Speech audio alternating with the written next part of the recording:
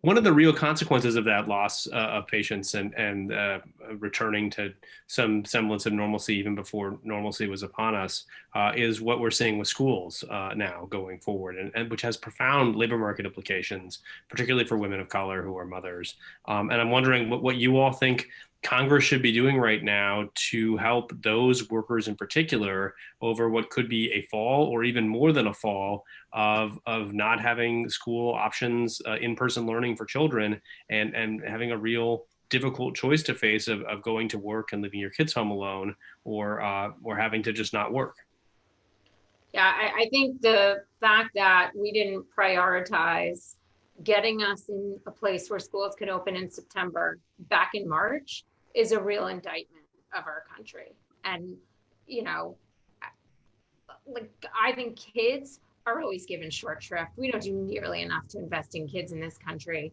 And I think we're seeing that also on full display right now. It like wasn't until August when people realized, hey, how am I supposed to go back to work in September if my kid doesn't go to school? That all of a sudden you started seeing people talking about it, news stories about it. Jim, maybe you'll say this is an unfair characterization of the media, but I certainly saw a lot more stories in April, May, and June on restaurants and bars than I did on kids' schools and daycares. And so, now we're in this position where it's not only the case that many workers are going to find themselves out of their usual daycare arrangement, for many of whom it comes through school, right? Like 25% of the workforce, 25% of essential workers have a kid under the age of 13. And the majority of those workers are either single parents or their spouse is also a full-time worker. So they're out of luck. That I think is a real issue. But in my mind, the even larger issue is the long-term loss and deficit that a year we're talking now out of school is going to result in for kids. And all we know about inequities in school readiness and school attainment, low income and minority kids are going to bear a disproportionate brunt of this as well.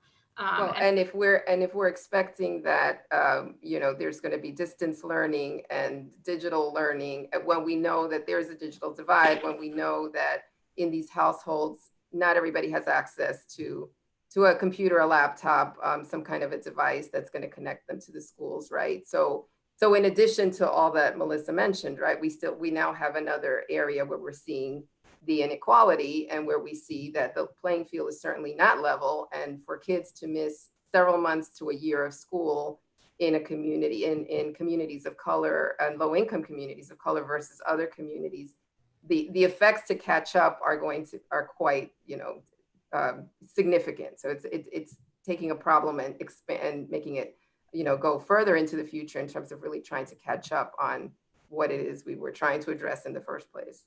The CARES Act originally had provisions for this that were limited because we didn't extend paid sick leave to everyone, but the provision of paid sick leave included paid sick leave for mothers or other caregivers if schools were shut down, but that only carried through this summer. So when the initial school shutdown took place, there were a set of workers who could make access to that paid sick leave provision. We don't have data on how many were able to successfully do that, but now that's gone. And that's an important part of what has to be renegotiated as we enter the fall, because there are going to be a lot of women who are going to be stuck in this difficult position. Disproportionately, Black households have female-headed households with kids in school. And so this is a very precarious position to put them in without continuing the CARES Act provision that covered the ability to care for someone who was ill, but also took care of this issue of what to do if the schools were closed.